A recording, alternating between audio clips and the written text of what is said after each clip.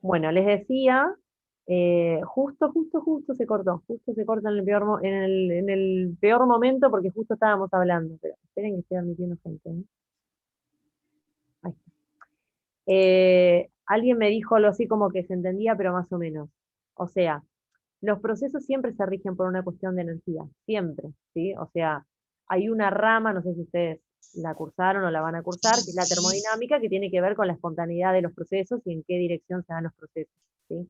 Pero desde un punto de vista energético, digamos, ¿sí? La termodinámica. Entonces, la termodinámica tiene varias, digamos, cuestiones, varios parámetros, varias funciones de estado que nos permiten entender el balance energético de un proceso, como puede ser una energía libre de Gibbs, Helmholtz, ¿sí? Entropía y entalpía, que son como las cuatro reinas, ¿sí? De los procesos termodinámicos.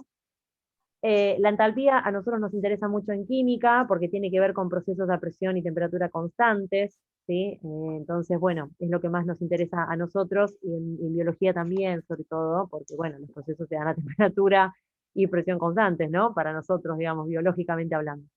Entonces, lo único que les quería decir con esto de la solvatación era que, digamos, que el sodio, o que el ion sodio, digo el ion sodio uno solo, ¿sí? Pero son el cloro también, el cloruro, mejor dicho, ¿sí? Rodeado de un montón de moléculas de agua, bueno, un horror, perdónenme, hoy estoy, eh, creo que voy a terminar la clase con ustedes, me voy a ir a zambullir en el sillón con una frazada.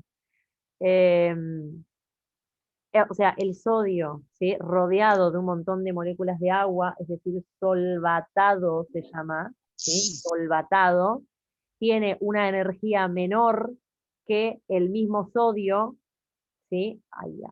Que el mismo sodio en un contexto de red cristalina, es decir, donde está totalmente ordenado ese sistema. Por eso que les decía que ustedes más o menos van teniendo idea de los conceptos de orden, ¿sí? O sea, un sistema cuanto más ordenado está, es más, digamos, si se quiere, inestable desde un punto de vista termodinámico, ¿sí? ¿Ven? Esto es una, como una red horrible me salió. La red cristalina, si lo quieren hacer más lindo, ¿sí? Es así, y después así, y todos los iones se van uniendo, ¿sí? En una gran red. Eso es una red cristalina. ¿Se entiende lo que digo?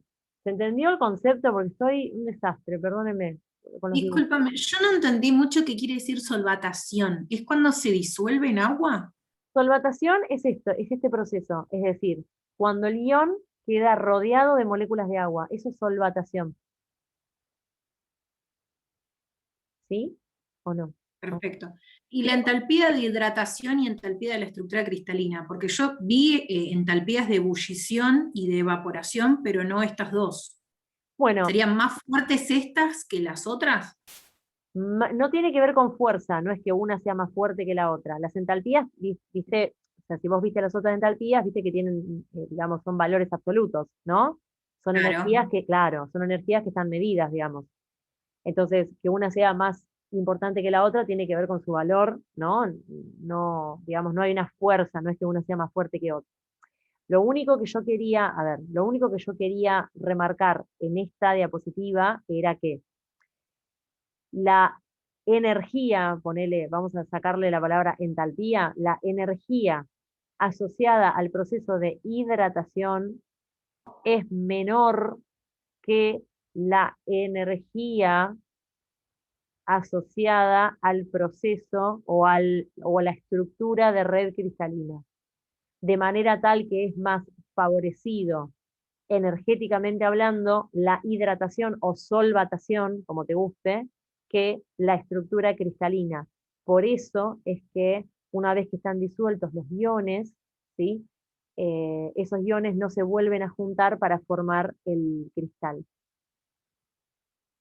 ¿Se entendió? Más O o sea, menos. porque para formarse los cristales necesitarían mucha más energía. Exactamente, o sea, está más, Bien, viste ahora que entendí. Claro, en la naturaleza siempre los procesos se dan por una cuestión de menor energía. O sea, el proceso que se da es el de menor energía. ¿Se dan procesos donde aumenta la energía? Sí, pero siempre acoplados a procesos de menor energía, perdón, se dan procesos donde aumenta la energía, sí, pero siempre acoplados a procesos donde disminuye la energía en un, digamos, en un módulo mayor. ¿Sí? ¿Se entiende? Por ejemplo, a ver, no sé, vamos a poner así, una estupidez, ¿eh? Por ejemplo, X que da Y, estamos haciendo una, no sé, unas reacciones, ¿sí? X da Y, y después Y da Z, ¿no? Imaginemos que acá hay una enzima en el medio que transforma X en Y, acá hay una enzima en el medio que transforma Y en Z, ¿sí? Imaginemos esto. Y la cuestión es que, imaginemos que X, la transformación de X a Y genera una disminución de la energía potencial, o sea, una disminución de la energía, lo cual es favorecido termodinámicamente hablando, pero de Y a Z aumenta la energía en ese proceso. Entonces, esto, desde un punto de vista termodinámico, va en contra de las leyes de la naturaleza. Entonces, ¿cómo puede ser que esto se dé al fin y al cabo? Bueno, porque esto tiene que estar acoplado, ¿sí?, a una reacción donde la energía disminuya, ¿sí? Que esto podría ser, por ejemplo, no sé, qué sé yo, la rotura de una molécula de ATP, qué sé yo, no sé, lo que a ustedes les guste, ¿sí? Entonces, por ejemplo, la ruptura de una molécula de ATP genera una disminución de la energía que se acopla a esta reacción, de manera tal que toda la reacción, al fin y al cabo, digamos, globalmente disminuye su energía. ¿Se entiende lo que quiero decir? Más o menos, ¿no? ¿Sí? Bueno. No me quería meter exactamente con el concepto de entalpía, por eso se los cambié a energía, ponele. ¿Sí? Porque ustedes lo van a ver, eso, van a ver entalpía, van a ver entropía, o sea, son procesos que ustedes, son conceptos que ustedes van a trabajar, ¿sí? No es mi intención trabajarlos ahora. ¿De acuerdo? ¿Está bien? Sí, igual eso en el momento que tengamos docente, profe, así que no lo tome como algo rápido. Ah, bueno, bien, bueno, está bien.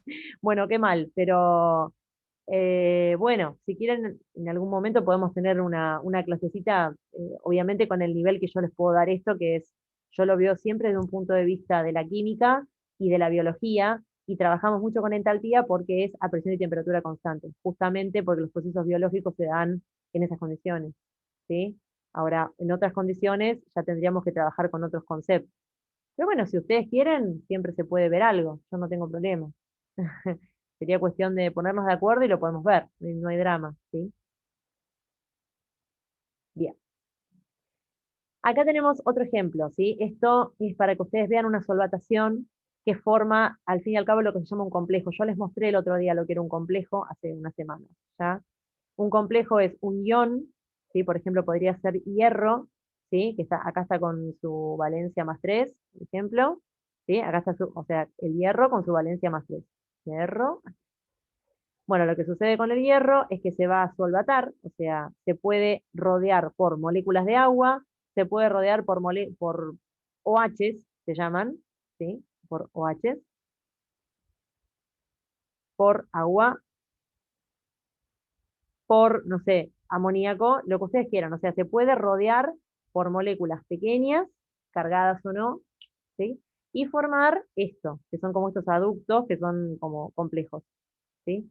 Donde el hierro, digamos, sigue teniendo su carga y está todo, por ejemplo, en este caso, solvatado. Esto se llama hexaacuo hierro o férrico, digamos, ¿sí? Este es el ion hexasolvatado. Esto sucede, digamos, ¿sí? O hexaacuo. Tiene 6 moléculas de agua alrededor. Y estas posibles moléculas o iones que tiene alrededor se llaman ligandos, ¿sí? Esto no lo van a ver en la vida, pero no importa, yo quería que, no, que lo tuvieran por lo menos presente, ¿sí? Se llaman ligandos, ¿de acuerdo? Acá les puse un montón de nombrecitos. Ah, está, el hexaacuo, perdón, no lo había visto esto.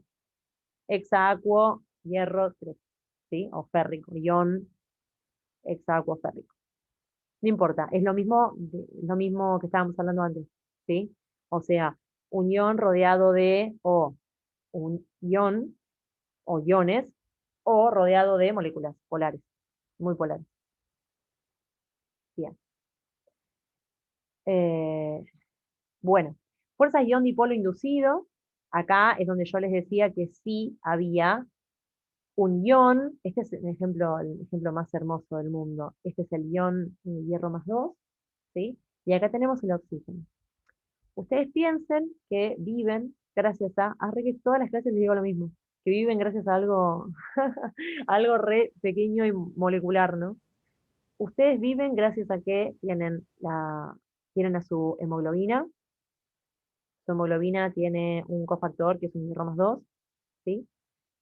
Esta hemoglobina va a generar una unión con el oxígeno, y esta unión con el oxígeno, como les dije antes, es súper específica, o sea, esto no se puede dar si hay una modificación.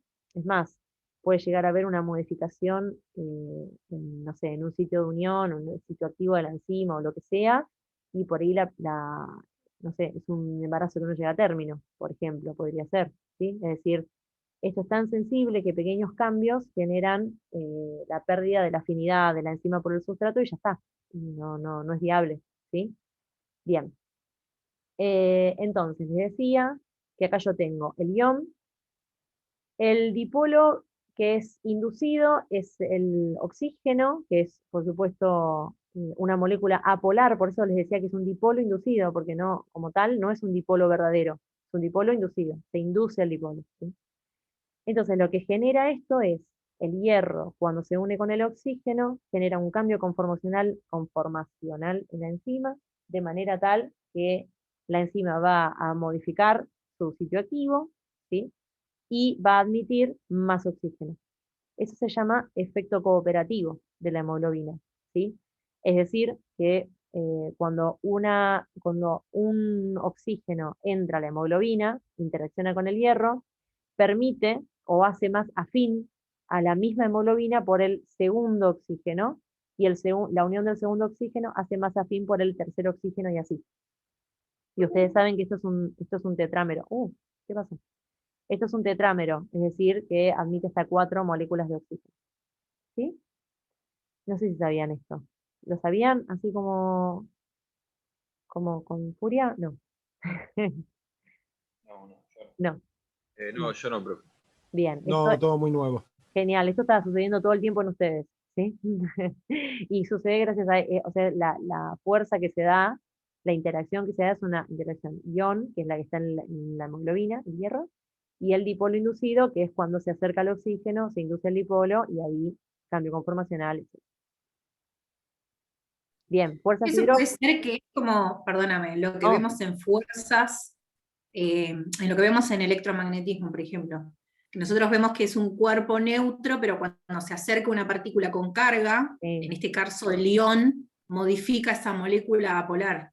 Claro, sí, tal Por cual, eso es inducido. sí, tal cual, exactamente. Eso es lo que me Sí, estás diciendo. sí, Ah, tal bárbaro. cual. Ujú, sí, Yo para exacto. entenderlo del lado donde lo estamos estudiando, porque si no me mareo un poco. Genial, sí, sí, sí. Por eso es que lo lindo de ver esto es que son todas fuerzas electrostáticas. Entonces, como que uno puede verle la cuestión más biológica, si querés, no sé, yo lo armo en función de las cosas que yo sé también, ¿no? Pero podés encontrarle, digamos, como la base en las cuestiones más físicas que ustedes estudian, ¿no? Así que sí, genial, genial lo que dijiste. Bueno, en cuanto a las fuerzas hidrófobas, esto ustedes lo conocen, por ahí no sé si lo conocen con el nombre específico, pero ustedes saben que si yo tengo un cuerpo que es polar, perdón, que es no polar, en contacto con un montón de moléculas polares, por ejemplo, un lípido o sea, o un cuerpo graso en agua, ¿sí? Estas interacciones se van a dar de manera tal que la superficie de contacto sea la menor posible. Por eso, como son fuerzas hidrófobas, o sea, son fóbicos a el agua, ¿no? Los cuerpos grasos. Entonces, lo que sucede es que las micelas, cuando ustedes ponen, no sé, unas gotitas de aceite en agua, las micelas son redonditas. ¿Por qué son redonditas? Porque tratan de tener la menor superficie de contacto con esto que es agua, que es totalmente contrario a su naturaleza.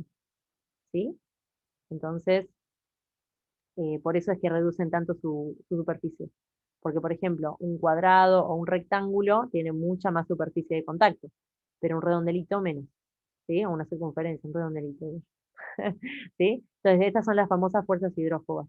Ven que se reduce la superficie de contacto, por lo tanto disminuyen su energía potencial, obviamente, pero esto es lo mismo que hablamos siempre. O sea, olvídense de la energía potencial, disminuyen su energía, ¿sí? Disminuyen su energía, siempre. ¿De acuerdo? Para estar con la menor energía posible, que es lo más energéticamente favorable. ¿Sí? ¿Se entiende este? Sí, profe. Hermoso. Bien, fuerzas de Van der Waals. Acá yo lo único que les muestro de fuerzas de Van der Waals es la definición, ¿sí? Porque digamos, en el libro lo analiza como fuerzas de Van der Waals, ¿sí? Le da como una entidad a la fuerza de Van der Waals, que por ahí ustedes la ven como un sinónimo de London, ¿sí? Entonces lo único que hice fue, digamos, ser fiel al libro, como yo me estaba basando en este, y dije, bueno, voy a poner la definición de fuerzas de Van der Waals para que ustedes lo tengan, ¿sí?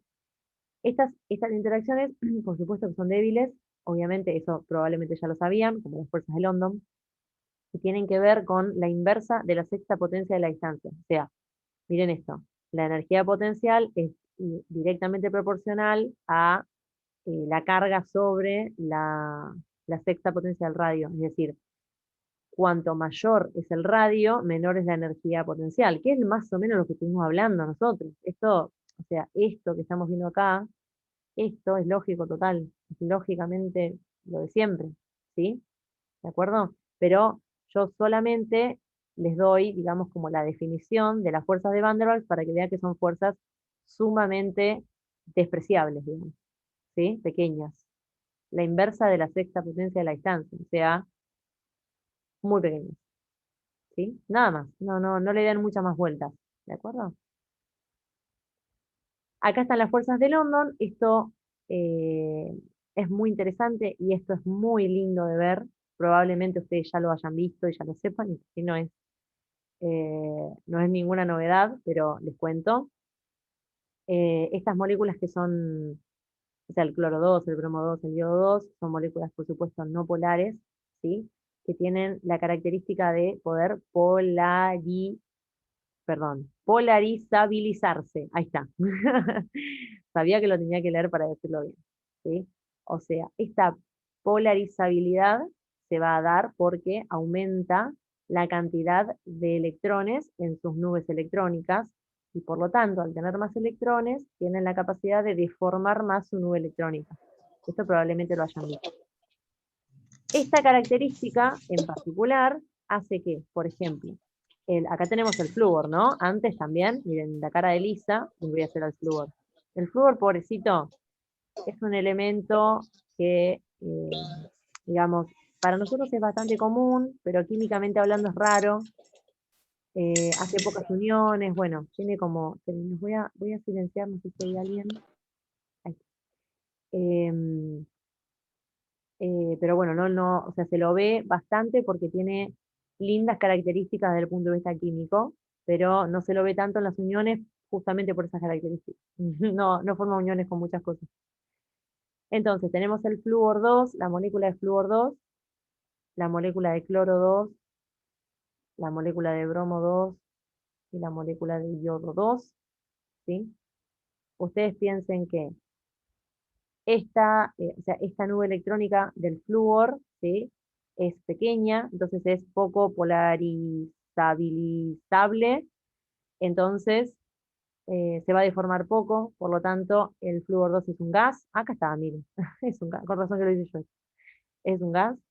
El cloro 2 tiene una nube electrónica un poquito más grande, ¿sí? Igualmente sigue siendo un gas, ¿sí? Que se puede licuar bastante fácilmente, justamente por eso, ¿no? Porque, bueno, tiene una posibilidad de cambiar a otro estado importante, ¿sí?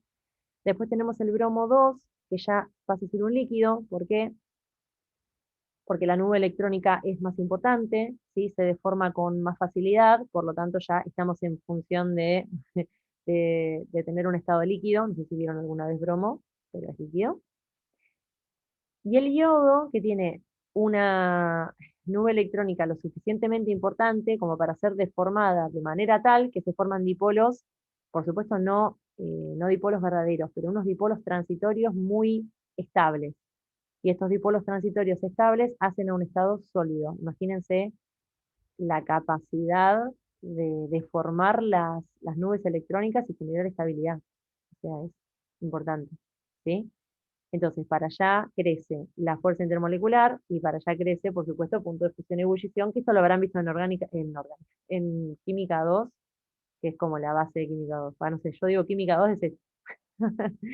Como las cositas que he visto en su momento, nos enseñaban esto, ¿sí?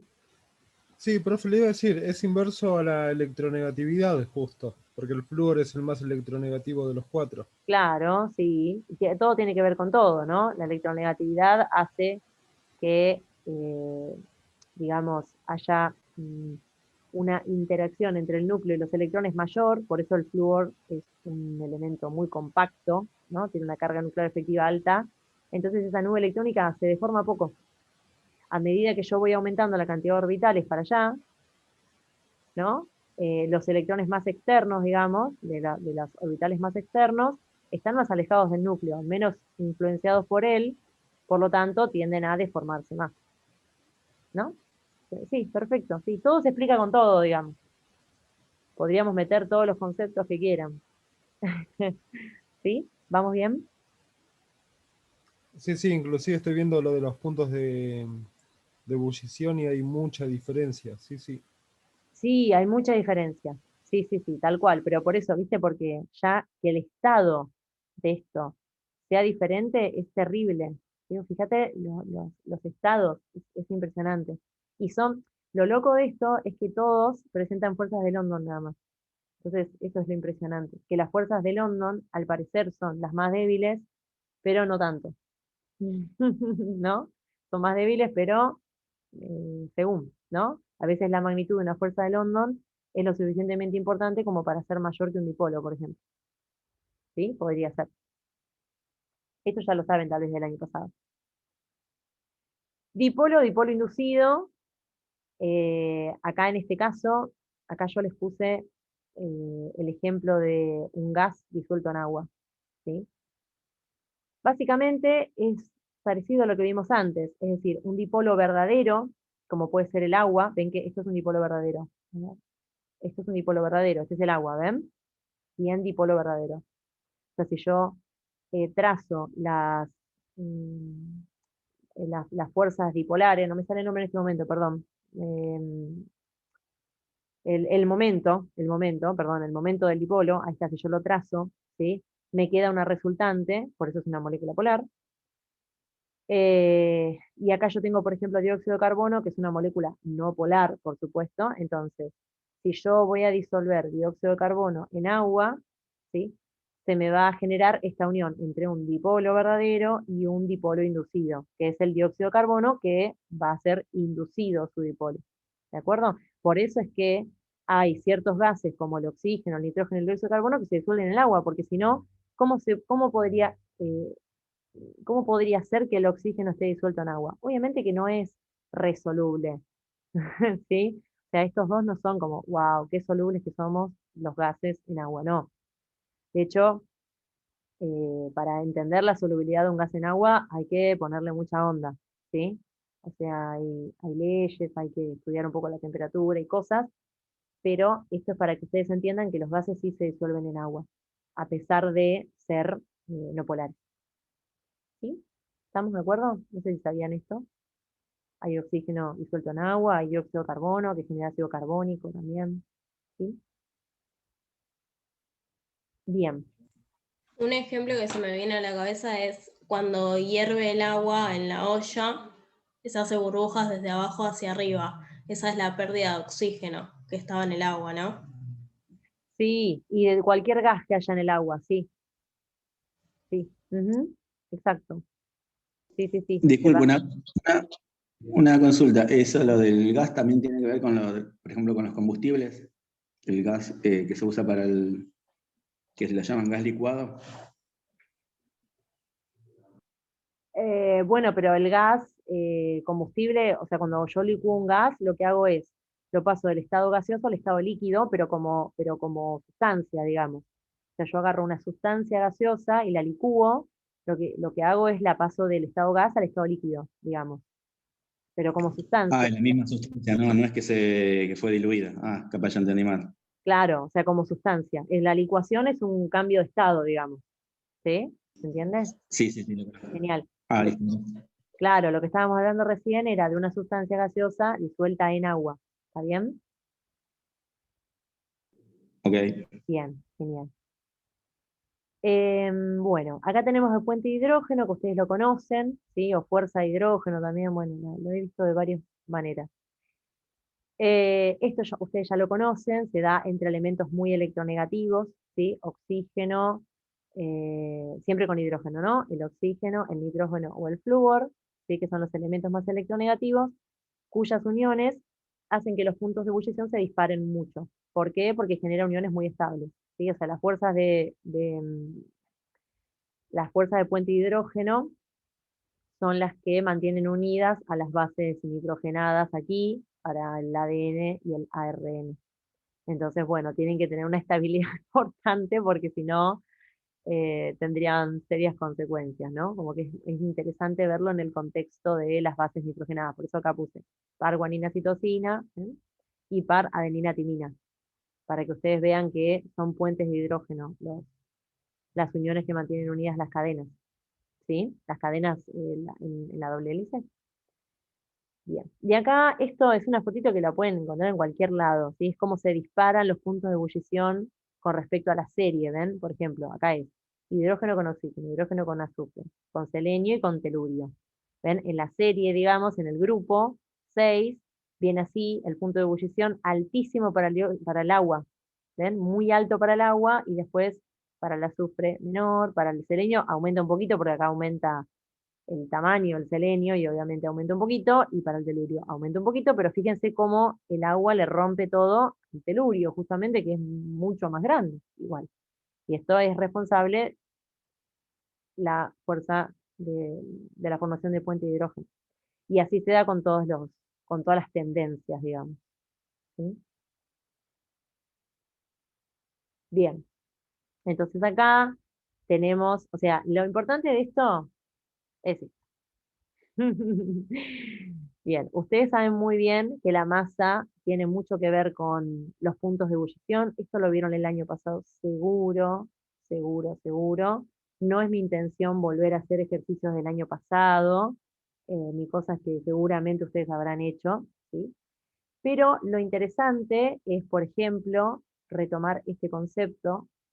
A ver, yo quiero retomar varios conceptos, pero este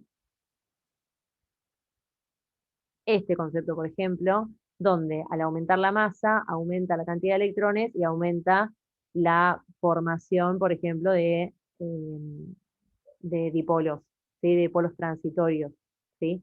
Entonces, ¿la masa tiene algo que ver? Es la pregunta. Sí, tiene todo que ver la masa, pero hay digamos, un fino equilibrio entre la masa y la intensidad de la interacción. No es que siempre que aumenta la masa, la interacción es mayor, porque a veces puede aumentar la masa, pero en otro compuesto puede haber menor masa, pero una interacción mucho mayor, por lo tanto el punto de ebullición puede ser mayor, es decir, hay un equilibrio, ¿sí? Hay un fino equilibrio. Eso lo pueden ver, por ejemplo, en lo que hablamos recién de las fuerzas de London, ¿sí? O sea, ustedes ven una molécula que es no polar y ya por eso asumen que es la que tiene menor punto de ebullición, no, porque puede ser que la magnitud de la masa y de la deformación de la nube electrónica sea tal que tenga un punto de ebullición más alto que tal vez un dipolo verdadero, ¿sí? Eso, algo que seguramente ustedes deben tener en la mente del año pasado, seguro, ¿sí? Entonces, acá vemos, esto era una actividad, pero bueno, lo vamos a ver así. Fíjense cómo los compuestos que son cristales son compuestos que tienen unos puntos de ebullición altísimos, ¿ven? Miren, los compuestos que son cristales. Es decir, ustedes recuerden que esto no es una molécula, esto es un cristal, ¿sí? Es decir, esto es el ordenamiento mínimo, ¿sí? se llama unidad mínima en la que se va a dar el cristal. Es decir, por cada cloro un sodio, pero hay un montón de cloros y un montón de sodio. ¿Sí? Esto es como una unidad mínima. Es como si yo tuviera, qué sé yo, no sé. Es como si yo estuviera en una escuela y digo, bueno, por cada nena hay un nene, qué sé yo, no sé. ¿Sí? Pero no hay un nene y una nena. Hay un montón de nenes y un montón de nenas, pero por cada nene hay una nena. ¿Está bien? ¿De acuerdo? Es para que ustedes entiendan que no es que hay uno solo y uno solo. Como en una molécula sí, ¿sí? Por ejemplo, si ustedes tienen esta molécula, ¿sí? Que es hidrógeno 2, esto sí, son dos átomos de hidrógeno unidos y punto. Y hay dos átomos de hidrógeno. Ustedes pueden estar seguros que son dos y ya. ¿Sí? Entonces, miremos acá, por ejemplo, miren esto, o sea, la particularidad linda es, no era mi intención borrar todo, borrar algo. No. Profe, justo que está con el hidrógeno, le hago una Sí, consulta. sí, Cuando las moléculas son diatómicas, como en el caso, bueno, del hidrógeno, oxígeno, nitrógeno, sí. no cambia el punto de ebullición, bueno, o fusión. Sigue siendo el mismo que si estuviese la molécula sola.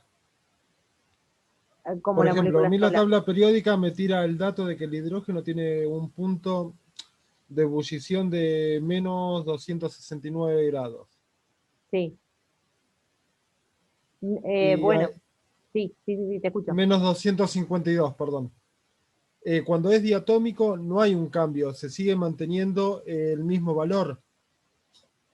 Sí, lo que vos ves en la tabla tiene que ver igualmente con el hidrógeno solo, pero sí, es lo que vos decís.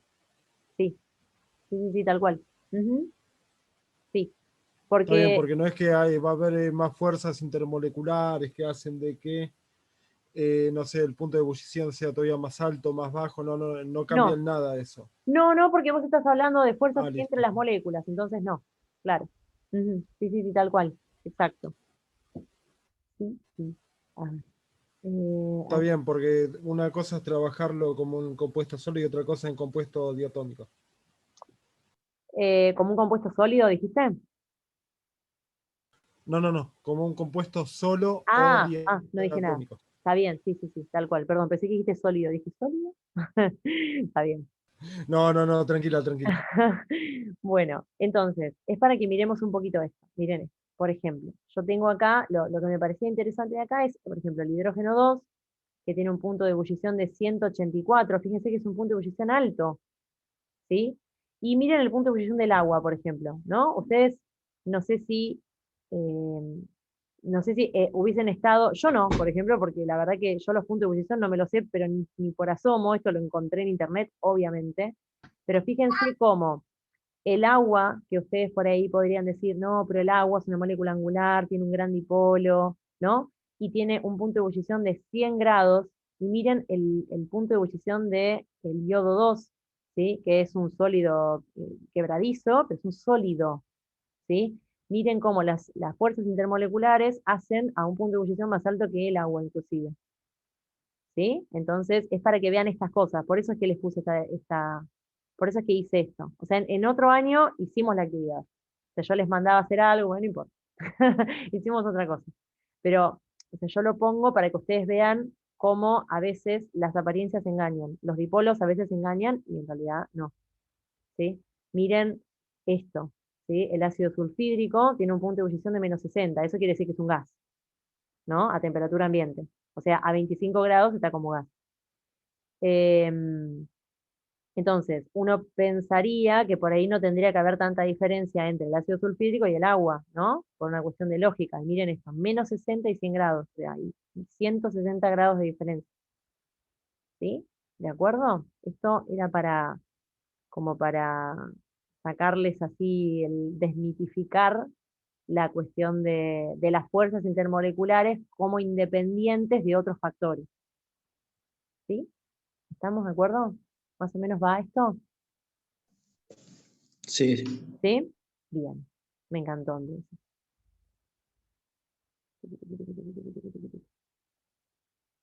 Bien. Y creo, bueno, claro, porque esta diapositiva yo la dejé porque creo que fue el año pasado que yo les había hecho, que lo hagan antes, no me acuerdo, sinceramente no me acuerdo, pero es como que tenían que dar un orden posible y después lo que hacíamos era dar el orden correcto, el orden de verdad de puntos de ebullición. Entonces veíamos cosas raras, como que el hidrógeno, el iodo molecular, el iodo sólido, tenía mayor punto de ebullición que el agua, que era un dipolo verdadero, por ejemplo, ¿sí? Eh, y esas cosas, básicamente. No demasiado más, ¿sí? Ya como que lo vimos entre todos. Bien. Bueno. Uy, no sé qué hice. No fue mi intención. Bueno,